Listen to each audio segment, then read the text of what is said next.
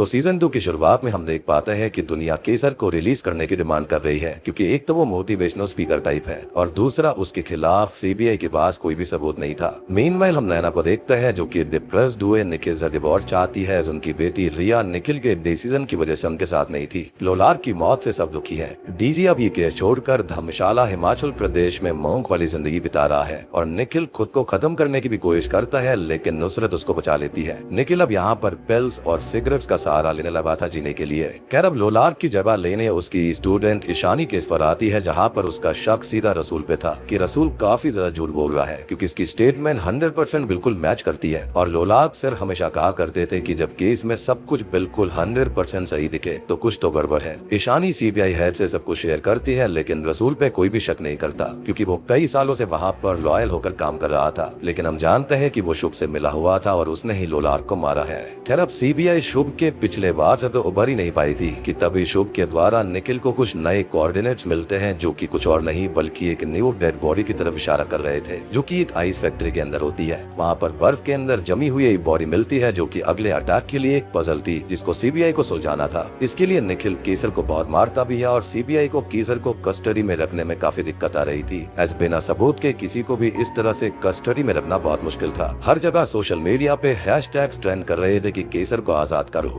अब यहाँ पर और नए लोगों की मौतें होती हैं, जिसके अंदर रेनोन रिपोर्टर होते हैं, लेकिन निखिल की टीम उनको बचा नहीं पाती, जो कि इस पूरी सीरीज में चलता है। अब विक्टिम की इंफॉर्मेशन सब मिलती है, लेकिन विक्टिम को ये लोग बचा नहीं पा रहे थे। खैर अब नैना किसी भी तरह करके स्वाति यानी कि उनकी मेयर का पता लगाने लगती है, जो कि एक एटीएम से पैसे निकाल रही थी। एक छोटे से मॉन्क की बात सुनकर डीजे अपना फोन ऑन कर लेते हैं, जिसको ट्रैक करके नैना डीजे से मिलने पहुंचती है। अब किसी भी तरह से डीजे फाइनली नैना की हेल्प करता है और ये लोग स्वाति को पकड़ लेते हैं, जो कि शुभ से बात कर रही थी। उसको ये लोग खूब इंसुलिन देते हैं, टॉर्चर करते हैं। इनफैक्ट शुभ डीजे से बात भी करता है और गुस्से में आकर डीजे स्वाति को मार डालता है, जिससे कि शुभ को काफी खुंदस आती है। डीजे अब स्वाति को असुर मास्क और उसकी उंगली उकाट लेता है, जिससे ये लगे कि ये काम शुभ का है। लेकिन अल्टीमेटली निखिल ये बात समझ जाता है कि ये काम शुभ ने नहीं बल्कि ये काम डीजे ने ही किया है, क्योंकि यहाँ पर फॉरेंसिक एक्सपर्ट की काफी जरूरत थी और वो यहाँ पर कोई और नहीं बल्कि डीजे ही था। इनफैक्ट उसको यही पता चल जाता है कि इसके अंदर उसकी खुद की वाइफ भी मिली हुई थी,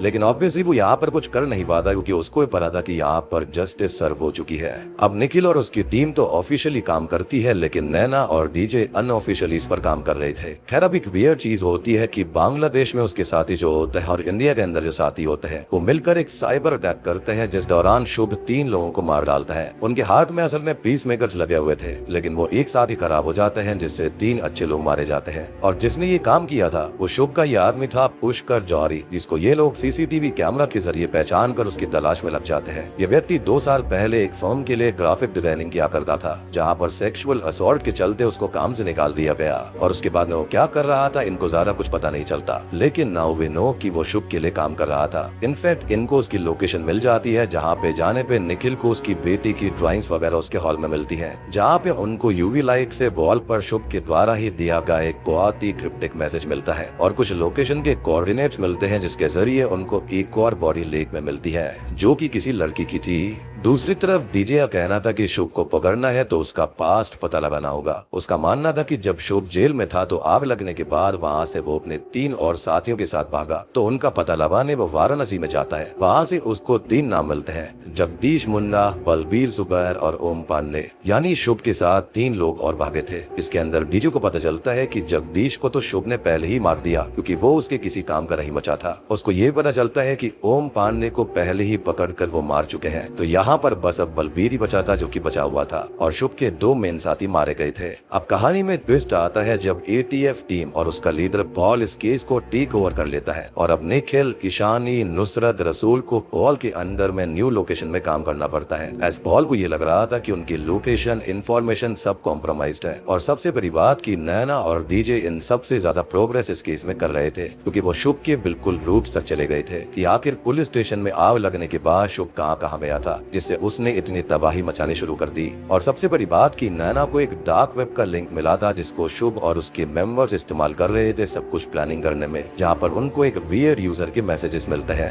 मीनवाइल हमको शुभ का पास्ट दिखाया जाता है जहाँ पर वो काफी बड़े गुरुजी के पास में गया था और अपने ज्ञान से उनको इम्प्रेस करके वहीं पर रहने लगा। उसको सर्वानंद का नाम दिया गया था क्योंकि उसने अपना असली नाम वहाँ नहीं बताया। ये सब डीजे को पता चला था और उसको ये भी पता चलता है कि अचानक से ही आश्रम के अंदर गुरुजी और उनके काफी सारे फॉलोअर्स की गंदा पानी पीने की वजह से मौत हो गई थी। लेकिन एक लेडी वहाँ पर बची थी जिसका नाम वृंदा था, जो कि एक स्कल्पचर है और दिल्ली में ही रहती है। डीजे यहाँ पर समझ गया था कि ये सारी मौतें शुभ की वजह से ही हुई है और हमने देखा भी था कि शुभ ने ऐसा ही किया था। उसका जिससे काम पूरा हो जाता है वो उसको ही खत्म कर देता है, वो उसको मोक्ष दे देता है और इसको यहाँ पर वो गुरु दक्षिणा बोलता है। डीजे उससे शुभ के बारे में बात करता है तो वृंदा यहाँ पर उसे काफी इम्प्रेस्ड नजर आ रही थी। वो कहती है कि उसने ही मुझे जिंदगी में दिशा दी और जब डीजे वृंदा को सच बताता है तो वो सहन नहीं कर पाती और डीजे को वहाँ से जाने के लिए बोल देती है। अब वो वहाँ से जा ही रहा होता है कि तभी वृंदा के पास उसको कली और कलयुग वाली किताब मिलती है जिसपे शुभ जोशी लिखा था। वो ब्रेल लिपि में थी, ब्लाइंड लोग इससे ही रीड कर सकते हैं। तो डीजे को डार्क वेब के पोर्टल में याद आता है कि वहाँ पर कुछ वियर्ड डॉट्स थे, तो वो उनको डिकोड करने को कहता है नैना से। खैर अब इन सब कोड्स को डिकोड करने से उनको पता चलता है कि शुभ असल में अश्वरी नक्षत्र यानी कि नेक्स्ट ट्यूसडे कुछ बड़ा प्लान करने वाला है। डीजे नया से मना करता है कि वो किसी भी इंफॉर्मेशन को यहाँ पर सीबीआई तक न दे, लेकिन वो ऐसा नहीं करती और वो एटीएफ टीम को ये बात बता देती है। अब ऐसा करते ही रसूल को भी ये बात पता चल जाती है क्योंकि वो इन सब का पार्ट था। तो यहाँ पर होता यह है कि नैना ऑटोमेटिकली उस पोर्टल से आउट हो जाती है, उसका एल्गोरिदम चेंज कर दिया गया था। अब कुछ भी करके नैना पोर्टल का एक्सेस वापस से नहीं ले पाती, लेकिन तभी नैना को पता चलता है कि शुभ के किसी टीम मेंबर के फेस आइडेंटिटी से पोर्टल लॉगिन मिल सकता है और ये लोग जानते थे कि केसर के जरिए ऐसा हो सकता है क्योंकि वही एक मेंबर इनके कब्जे में था। लेकिन अब दिक्कत ये थी कि केसर को कोर्ट ने आजाद कर दिया था और एटीएफ वाले नुसरत से कहकर केसर के खिलाफ फेक प्रूफ बनवाते हैं जिससे कि उसको वापस अरेस्ट किया जाए। वो मजिस्ट्रेट से अरेस्ट वारंट भी ले लेते हैं, लेकिन तभी बीच में केसर इनको धोखा देता है। लेकिन ज्यादा दूर नहीं जा पाता क्योंकि एटीएफ से पहले ही डीजे अपने रॉ एजेंट दोस्त की मदद से केसर को किडनैप कर लेता है और उनको पोर्टल का एक्सेस वापस मिल जाता है। इनफैक्ट डीजे केसर की काफी अच्छे से मरम्मत भी करता है, लेकिन फिर भी वो कुछ नहीं बोलता। वह श्लोक और असुर देवताओं का फालतू वाला ज्ञान देने लगता है क्योंकि शुभ ने उसके माइंड में सारी गंदगी भर दी थी और इसके पीछे भी एक बहुत सॉलिड रीजन है जिसके बारे में मैं थोड़ी देर में बात करूंगा। अब हम थोड़ा सा केसर के बारे में जान पाते हैं जिसका रियल नेम असल में मुकुंद अग्निहोत्री होता है। असल में उसकी बीवी के ऊपर मंत्री के बेटे ने गाड़ी चला दी थी तो उसने पुलिस कंप्लेंट करी थी, लेकिन उसके बदले उसको ही पुलिस खूब मारती है और धमकी देती है कि वो पुलिस केस वापस ले ले। तो केसर दुख में खुद को ही खत्म करने वाला होता है, लेकिन उसके गन के अंदर गोलियां किसी ने निकाल दी थी और ऐसा शुभ ने किया था और तब जाकर शुभ ने उसकी मदद करी और पुलिस वालों तक को मार दिया था, जिसके बाद वो उसका मेंबर बन गया। और शुभ ने एक बात कही थी कि उसकी जान अब शुभ के पास है और वो उसके लिए भगवान जैसा है, वो जब चाहे उसको मार सकता है, लेकिन फिलहाल उसको उसके लिए जीना होगा। नाउ वी नो कि वो केसर कैसे बना और उसके बर्थ सर्टिफिकेट फेक कैसे हुए थे। मीनवाइल हम ईशानी को देख पाते हैं जो कि अपने फ्रेंड से लोलार्क के मर्डर का फुल स्कैन करने को कहती है जिससे रसूल की कई बातों को गलत प्रूफ किया जा सके और वो खुद भी रसूल का फोन टैप करने के साथ साथ उसके घर के सामने नजर रख रही थी। इनफैक्ट वो रसूल के घर में चुपके से जाती है जहाँ पर उसको असूल वाली ड्राइंग्स मिलती है और एक पेन ड्राइव भी वहाँ पर थी जो कि लाइटर के रूप में थी जिसको ईशानी अपने साथ रख लेती है। लेकिन तभी रसूल वहाँ आ जाता है। तो रसूल का कहना था कि असुर वाली ड्राइंग्स उसके सपने में लोलार्क सर की मौत की बनाने लगी है और वो साइकोलॉजिस्ट को भी दिखा रहा है। वो बहुत दुखी है, लेकिन हम जानते हैं कि ये सरासर झूठ था और ईशानी भी ये समझ गई थी। इनफैक्ट रसूल भी समझ चुका था कि ईशानी को उसके ऊपर शक है। अब ईशानी जब पेन ड्राइव चेक करती है तो उसके अंदर उसकी पूरी जिंदगी ये पल थे, हर चीज रिकॉर्डेड थी। ईशानी ये बात निखिल को बताती है, लेकिन वो भी उस पर यकीन नहीं करता कि इन सब से रसूल को अरेस्ट नहीं कर सकते। खैर अब इन सब के बाद में रसूल को शुभ काफी डांटता है कि उसकी वजह से यहाँ पर गलतियां हो रही हैं और एक छोटी सी गलती की वजह से बहुत सारी चीजें बिगड़ सकती है। और तभी रसूल गुस्से में आकर ईशानी को मार डालता है एक लड़की की मदद से, क्योंकि पैसे लेकर ये सब काम किया करती थी। सबको ईशानी की मौत का पता चलता है तो निखिल गुस्से में रसूल पे हमला करने लगता है कि ईशानी को रसूल नहीं मारा है, लेकिन उसकी इमेज इतनी अच्छी थी कि कोई भी कुछ नहीं कर पाता। तभी डीजे अब रसूल के घर उसके रॉ एजेंट फ्रेंड को भेजता है जिसको ये पता चलता है कि ये रसूल है ही नहीं बल्कि ये तो शुभ का तीसरा साथी बलबीर है। जी हाँ, रसूल यहाँ पर बलबीर है जिसकी फुल लाइफ को ऐसे बनाया गया था जिससे कि वो फेक ना लगे। खैर अब डीजे फाइनली एटीएफ टीम और सीबीआई हेड के सामने सबूत लेकर आता है कि रसूल और बलबीर का डीएनए मैच कर गया है और उसके माँ बाप भी जिनको दुबई भेज दिया गया था वो भी इस बात की पुष्टि करते हैं कि हाँ यही बलबीर है। लेकिन उनसे ये कहा गया था कि उनका बेटा मारा गया है, क्योंकि हम जानते हैं कि शुभ के काम के अंदर मरना तो तय है। खैर अब रसूल अचानक से गायब हो जाता है क्योंकि वो जानता था कि उसकी पोल खुल चुकी है और सबसे बड़ी बात कि वो नुसरत को उसी लड़की की मदद से किडनैप करता है जिसने ईशानी को मारा था। खैर अब सीबीआई टीम को पता चलता है कि आसपास के इलाके में बहुत ही ज्यादा हाई रेरा कंज्यूम हो रहा था। खैर वो लोग जब वहाँ पर पहुँचते हैं तो एक कार के नीचे अंडरग्राउंड बेसमेंट का दरवाजा था, जहाँ पर अंदर जाते ही उन्हें एक बहुत ही भयानक मिनी सुपर कंप्यूटर मिलता है। अब रसूल भी यहाँ पर पता चल जाता है कि वहाँ पर सिक्योरिटी ब्रीच हुई है और ऑटोमेटिकली डेटा एक रिमोट लोकेशन में ट्रांसफर होना शुरू हो जाता है, जिसको नैना रोक लेती है। तभी रसूल डीजे को कॉल करता है कि नुसरत के बदले उसको केसर चाहिए और डेटा ट्रांसफर उनको रिज्यूम करके सारी हार्ड ड्राइव्स को डिस्ट्रॉय करना होगा और अगर ऐसा उन्होंने नहीं किया तो नुसरत मारी जाएगी। अब खुंदस में डीजे केसर के सर पे बंदूक तान देता है और उधर नुसरत के सर पर रसूल ने बंदूक तान दी थी, लेकिन नैना अब किसी और को मरता नहीं दिख सकती थी तो वह रसूल या फिर बलबीर के प्रपोजल के लिए मान जाती है। डेटा ट्रांसफर रिज्यूम कर दिया जाता है जिसके अंदर लगभग 10 घंटे लगने वाले थे। सोचो कितना डेटा होगा। सुपर कंप्यूटर को भी 10 घंटे लग रहे थे और ये क्या डेटा है तो उसके बारे में मैं आपको थोड़ी देर में बताऊंगा। खैर अब किसी भी तरह से करके निखिल नुसरत की कार में मिली किडनैपर गर्ल के पैरों की मिट्टी से ये पता लगा लेता है कि ये टेक्सटाइल कॉटन फर्म से आई है। मीनवाइल डीजे बलबीर की बताई लोकेशन पर केसर को लेकर पहुंच जाता है और टेक्सटाइल फर्म में किडनैपर गर्ल नुसरत को चॉइस देती है कि एक उसकी बहन उसके सामने है जिसने खून किया था और दूसरी एक लड़की है जो की अच्छी लड़की है जिसने कभी कोई गलत काम नहीं किया, तो वो किसको बचाएगी। और ऑब्वियसली यहाँ पर नुसरत अपनी बहन को बचाती है जिससे वो शॉप में चली जाती है। लेकिन इसके बाद में निखिल वहाँ पर पहुंच कर नुसरत को बचा लेता है और उस किडनैपर गर्ल को पकड़ लिया जाता है जिसको शुभ ने मैनिपुलेट किया था अपने टीम को ज्वाइन करने के लिए। ये लोग उससे भी इंफॉर्मेशन निकलवा लेता है शुभ के पोर्टल की और ये लड़की उनकी हेल्प भी करती है क्योंकि शुभ ने उससे ये कहा था कि उसकी लड़की मारी गई है, लेकिन ये झूठ था, इसलिए वो भी समझ गई थी कि शुभ झूठा है। और दूसरी तरफ जैसे ही डीजे को ये पता चलता है कि नुसरत सेफ है तो वो केसर उर्फ मुकुंद अग्निहोत्री को मार डालता है। साथ ही साथ बलबीर भी खुद को खत्म कर लेता है ताकि कोई भी इंफॉर्मेशन बाहर न जा पाए। लेकिन इसके पीछे भी एक बहुत बड़ी साजिश थी जो कि थोड़ी देर में खुल जाएगी। इनफैक्ट शुभ ने बलबीर से ये भी कहा था कि महायज्ञ अब सैक्रिफाइस मांग रहा है। इसका मतलब यही था कि उनकी मौत का समय आ चुका है। अब ये मंजर देखकर सभी शॉक हो जाते हैं जिससे सीबीआई फिर से एक डेड एंड पर पहुंच जाती है। खैर अब आपको याद होगा कि बीच में एक लड़की की लाश लेक के अंदर मिली थी तो उसका असली नाम शालिनी है। अब पता चलता है कि वो एक बहुत ही बड़े बिजनेसमैन अर्जुन भल्ला की गर्लफ्रेंड है और जब पॉल इस बात को इन्वेस्टिगेट करने अर्जुन भल्ला के पास में जाता है तो उसको पता चलता है कि वो तो उस वक्त ऑस्ट्रेलिया में था। लेकिन इन्वेस्टिगेशन के जरिए शालिनी के लैपटॉप में एआई रिलेटेड बहुत ही कॉम्प्लेक्स एल्गोरिदम्स मिलती है जिसका इस्तेमाल असल में अर्जुन भल्ला अपने स्टॉक्स के प्राइस को बढ़ाने में ले रहा था। वो लॉस में चल रहा था और तब जाकर उसकी मुलाकात शालिनी से एक पार्टी में होती है। यहाँ पर उसने सारा सच बता दिया था, जहाँ पर शालिनी ने डायरेक्टली उसको ये बॉट्स वाली एआई फैसिलिटी की ऑफर करी थी और अर्जुन मान गया क्योंकि वो 1 साल में ही बैंकरप्ट होने वाला था। लेकिन ये सब एक बड़ी पिक्चर का पार्ट था, यानी कि ये वाला केस और बलबीर की मौत जुड़ी हुई थी। खैर अब ऐसा इसलिए होता है क्योंकि सीबीआई अर्जुन भल्ला को अरेस्ट नहीं कर सकती थी क्योंकि इससे आम जनता का पैसा डूब जाता और 89,000 करोड़ का नुकसान हो जाता। हर जगह केओस फैल जाती, लड़ाइयां हो जाती।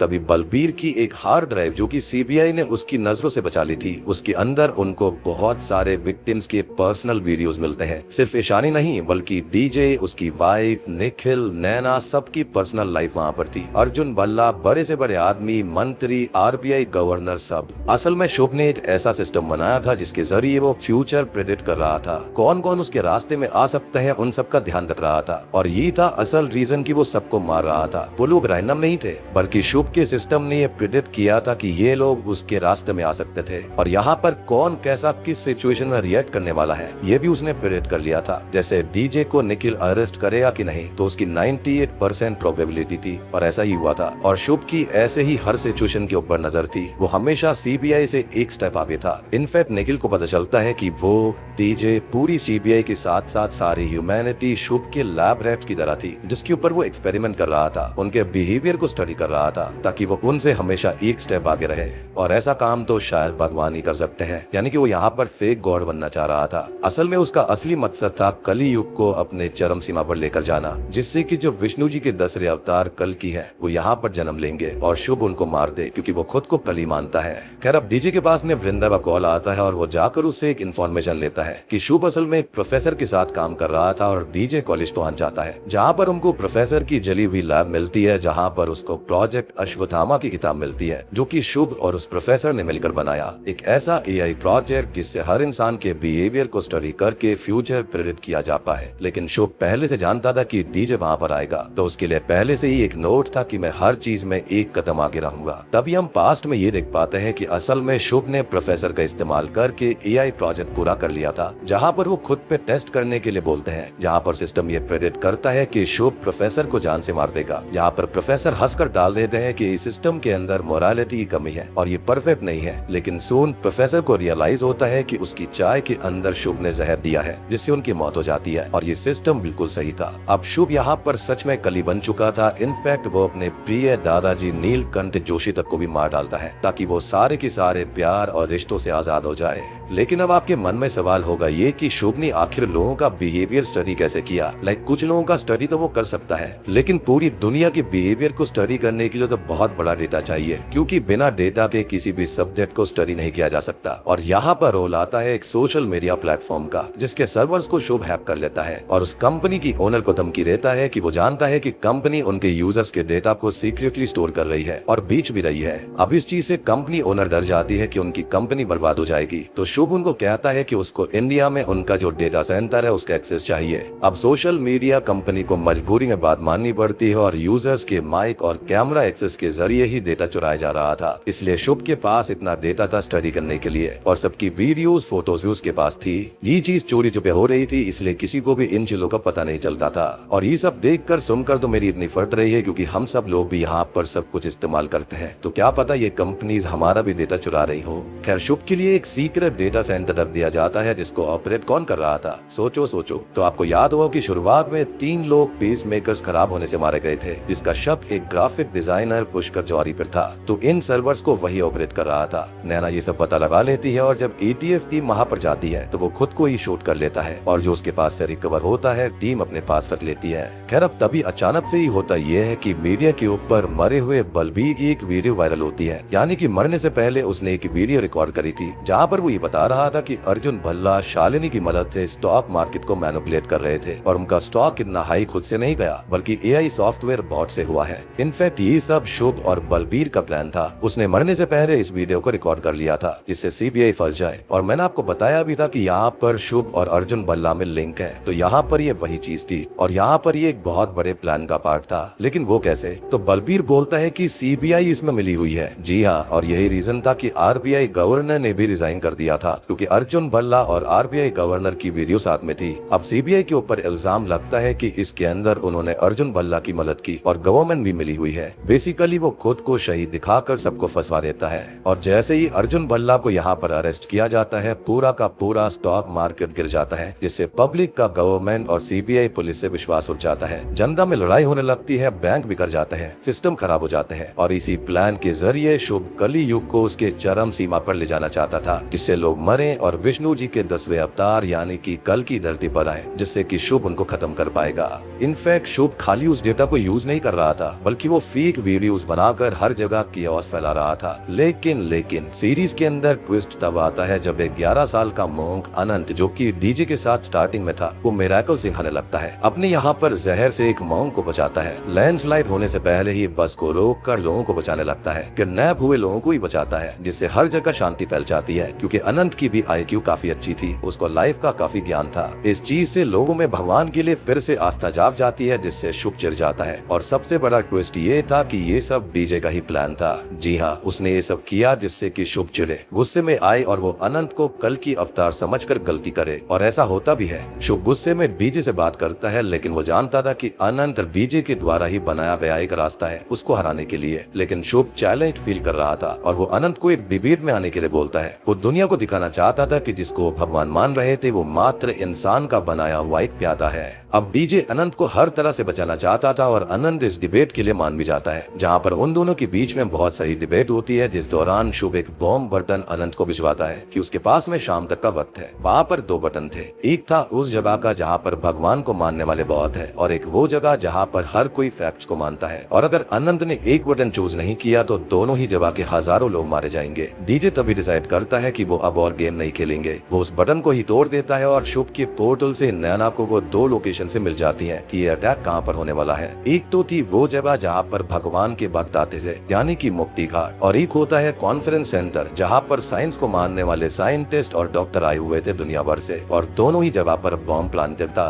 अब डीजे यहाँ पर अनंत के साथ मुक्ति घाट जाता है क्योंकि वहाँ पर अनंत को सम्मानित किया जाना था एक खास उपाधि से। एटीएफ लीडर पॉल जाता है कॉन्फ्रेंस सेंटर में और निखिल नुसरत जाते हैं शुभ की लोकेशन पे, जहाँ से उसका एआई सिस्टम प्रोजेक्ट अश्वत्थामा और माया अस्त्र को रोका जा सकता था। यानी कि फेक वीडियोस वाली चीज को ये लोग माया अस्त्र बोल रहे थे और उससे बच पाना बहुत ही मुश्किल था, क्योंकि अगर वो लॉन्च हो गया तो दुनिया बिल्कुल तबाह हो जाती। तभी शाम के वक्त शुभ मुक्ति घाट की टीवी स्क्रीन पे आता है और बोलता है कि उनका भगवान कुछ भी नहीं चुन पाया, इसलिए अब सब मारे जाएंगे। लेकिन अगर वो लोग उनके भगवान यानी कि अनंत को मार देंगे तो वो बच सकते हैं, मतलब लोगों के हाथों ही उनके भगवान की आहुति दिलवाना। पब्लिक डर जाती है और अनंत को मारने के लिए रेडी होने लगती है, लेकिन वो कहता है कि मुझे मारने से अगर सबकी जान बचेगी तो मैं रेडी हूँ। लेकिन यहाँ पर ये शुभ की जीत होगी और बाकी सबकी हार होगी, जिससे सब शांत हो जाते हैं। यानी कि बेशक यहाँ पर वो डीजे के द्वारा बनाया गया एक प्लान था, लेकिन कुछ ना कुछ खास बात थी इस बच्चे के अंदर। इनफैक्ट डीजे भी यहाँ पर ये सोचता है कि वो अनंत को मार दे जिससे कि बाकी लोग बच जाएं, लेकिन लकीली निखिल और नुसरत को एक बच्चे की मदद से शुभ की लोकेशन पता चल जाती है, एज उन्होंने सॉफ्टवेयर की मदद से उसका आज का चेहरा बना लिया था और उस बच्चे ने शुभ को देखा था, एज वो उसको हमेशा एप्पल्स तोड़ने में मदद किया करता था। अब अंदर जाते ही गेट्स ऑटोमेटिकली बंद हो जाते हैं और एक जहरीली गैस लीक होने लगती है, क्योंकि शुभ को पता था कि उसके हायर आउट तक सब आ जाएंगे। अब शुभ यहाँ पर नुसरत को वहाँ से जाने के लिए भी कहता है, लेकिन नुसरत शुभ से कहती है कि वो इंसान है और रसूल नहीं है और वो यहाँ से बिल्कुल नहीं जाएगी। अब नैना तभी सिस्टम हैक करके उसके अंदर एंटर करती है, जिसके अंदर 3 लेयर सिक्योरिटी थी और ये जो बॉम्ब होता है वो सोनिक बॉम्ब था, जिसको अबॉर्ट शुभ के सिस्टम से ही किया जा सकता था। और ये बॉम्ब यहाँ पर दोनों जगहों पर स्पीकर के अंदर था। ये उसको वैसे भी कट करने की कोशिश करते हैं, लेकिन उससे टाइमर और भी ज्यादा तेज हो जाता है, यानी कि उसको सिर्फ और सिर्फ शुभ के सिस्टम से ही डीएक्टिवेट किया जा सकता था। अब नैना के कहने पर निखिल को किसी तरह से अबॉर्ट वाला बटन मिल जाता है, लेकिन होता यह है कि डीजे निखिल को रोक देता है कि सोनिक बॉम्ब के शुरू होने के 10 सेकंड बाद वो घातक बनता है, क्योंकि डीजे को पता था कि ये नजारा देखने शुभ आसपास होगा। तो बस यहाँ पर बॉम्ब शुरू हो जाता है दोनों ही लोकेशंस के ऊपर। सबको बहुत तकलीफ होती है, लेकिन डीजे शुभ को देखकर उस पर गोली चला देता है और फिर निखिल भी बॉम्ब को अबॉर्ट कर देता है, जिससे सब बच जाते हैं और निखिल और नुसरत गैस की वजह से वहीं बेहोश हो गए थे, जिनको बाद में बचा लिया जाता है। अब तभी शुभ ये कहता है कि डीजे 11 साल के बच्चे को मारने के लिए रेडी था और डीजे शुभ को कत्ल नहीं करता। रीजन ये था कि शुभ का ये मानना था कि इससे मोक्ष मिल जाएगा और शुभ यहाँ पर शॉक हो जाता है, क्योंकि उसकी सिस्टम ने ये सब प्रेडिक्ट नहीं किया था। अब शुभ को जेल में डाल दिया जाता है और निखिल नैना को डिवोर्स पेपर्स पे साइन करके दे देता है। तभी निखिल मिलने जाता है सीधा शुभ से, जो कि उसको एक कहानी सुनाता है कि कली के 2 सेनापति थे जिनको अलग करके ही मारा जा सकता था, जैसा कि डीजे ने किया। बाकी कली को एहसास हुआ कि उसको ऐसे नहीं मारा जा सकता और वो शरीर बदल सकता है। एक शरीर में उसको बिल्कुल भी नहीं रहना चाहिए, जिससे कि कली का युग चलता रहे जब तक कि कल की धरती पर ना आ जाए। लेकिन निखिल अब शुभ की कहानी में इंटरेस्टेड नहीं था। वो उससे हाथ मिलाता है और शुभ भी ऐसा ही करता है, क्योंकि वो उसके ऊपर डाउट नहीं करता था। लेकिन इस बार निखिल ने उसको जहर दे दिया था। जी हाँ, और इससे शुभ वही मारा जाता है और निखिल के हाथ पर एक जहरीली लेयर थी, वो स्किन के जरिए बॉडी में चली जाती है और शुभ यहाँ पर जैसे सबको मारा करता था वैसे ही उसका अंत निखिल ने कर दिया। निखिल समझ गया था कि डीजे गलत नहीं था, बल्कि शुभ वैसे भी डेंजरस ही बनता, उसको जेल में डालते या फिर नहीं। लेकिन वो अल्टीमेटली ऐसा ही बनने वाला था, क्योंकि वो इस मार्ग पर बहुत पहले ही निकल चुका था। और अब शुभ की जो कली वाली कहानी थी, उसी वक्त उसके रेफरेंस में डीजे जा पहुंचता है वृंदा के पास, जो कि शुभ की खास थी। और तभी डीजे को वृंदा के द्वारा बनाई गई कली की अलग अलग तरह की ड्राइंग्स मिलती हैं, यानी कि अब कली वृंदा के अंदर रहेगा। जो सोच थी वो वृंदा के अंदर चली गई थी। वो शुभ के बारे में जो बता रही थी ना, वो उससे कई ज्यादा उसके बारे में जानती थी, यानी कि शुभ और कली की सोच अब वृंदा के मन में चली जाएगी। यहाँ पर खतरा टला नहीं था और वृंदा अब कली के रूप में फिर से तबाही मचाएगी। और इसी के साथ में असुर सीजन 2 यहीं पर खत्म हो जाता है। तो दोस्तों ये थी असुर सीजन 2 की कहानी। सीरीज के अंदर कली की कहानी को बेस बनाया है, इविल गुड दिखाया गया है और भी काफी सारे मुद्दों पर बात करी गई है, लाइक करप्शन और बाकी सब। असल में कली विष्णु जी से बदला लेना चाहता था और उसी को बेस शुभ ने बनाया। एल्स के पिता और उसके दादाजी यही कहानियां उसको सुनाया करते। अब बचपन से ही उसके मन में सबके लिए जहर घुल गया था और वो खुद को कली माना करता। इसी वजह से वो काफी भयानक बना। अपने पिता को मारा, अपने फ्रेंड जगदीश को मारा, बलबीर, मुकुंद, प्रोफेसर, गुरुजी। और यही तो असुरों की निशानी होती है कि वो किसी के सगे नहीं होते। मतलब कि जो उसको बनने से रोका जा रहा था अल्टीमेटली वो वही बन गया। अब ये सब इसलिए किया शुभ ने कि कली युग चरम सीमा तक आए और कल की अवतार धरती पर जन्म ले, जिससे कि वो उनको खत्म कर दे और खुद राज करे। अब ये सोच रहेगी वृंदा के अंदर और वो कुछ ना कुछ फिर से करने की कोशिश करेगी, क्योंकि वो काफी कुछ छुपा रही है। हो सकता है कि उस पूरे टाइम वो कांटेक्ट में थी शुभ के और वो 777 यूजर जिसने की ब्रेल में मैसेजेस किए थे वो खुद हो सकती है, या फिर उसके लिए ही वो मैसेजेस किए जा रहे थे। शी न्यू की क्या होने वाला है और उसने यहाँ पर डीजे वो काफी कुछ नहीं बताया था। अभी जो कली है ना, इसका कोई फिजिकल फॉर्म नहीं है, एटलीस्ट मेरे हिसाब से। ये हर इंसान के अंदर है। जैसे गुस्से में इंसान बहुत अजीब बिहेव करता है, बिल्कुल डिफरेंट हो जाता है, तो हेटर, गुस्सा, ये सब इसी के साइंस है और किसी के भी अंदर ये वास कर सकता है। जैसे कि वृंदा समेत शुभ के सभी साथी के अंदर इसका इन्फ्लुएंस आ गया था और अब ये सब वृंदा से शुरू होगा फिर से। अब देखने वाली बात ये होगी कि थर्ड सीजन आएगा या फिर नहीं। कली का सिंपल मतलब है कि समाज में केओस फैलाना, झूठ बोलना इत्यादि। और अश्वत्थामा की बात रही तो ये वही कैरेक्टर था जिसको मारा नहीं जा सकता था, जिसको कृष्ण जी ने कर्ज किया था और उसकी मनी छीन ली थी जो कि उसके माथे पर थी। और ये शुभ का प्रोजेक्ट था ना, ये बिल्कुल वैसा ही था। इसको पूरी तरह से खत्म नहीं किया जा सकता और ये जो कर्ज है ना, ये हमेशा रहेगा, क्योंकि ऑनलाइन मीडिया सब कुछ फेक इजिली हो सकता है। तो इनको 100% खत्म करना तो नामुमकिन है, यानी कि कली को खत्म करना आसान नहीं है। लेकिन दूसरी ओर अनंत जैसे भी लोग हैं जो कि काफी अच्छे हैं, जिससे कि संतुलन बना रहता है। तो उम्मीद करता हूँ कि आपको ये सीरीज और थ्योरीज पसंद आई होंगी। पसंद आई है तो वीडियो को लाइक कर देना, चैनल के ऊपर नए हैं तो सब्सक्राइब कर लीजिए। तो मैं आप सबको मिलता हूँ अगली वीडियो के साथ में।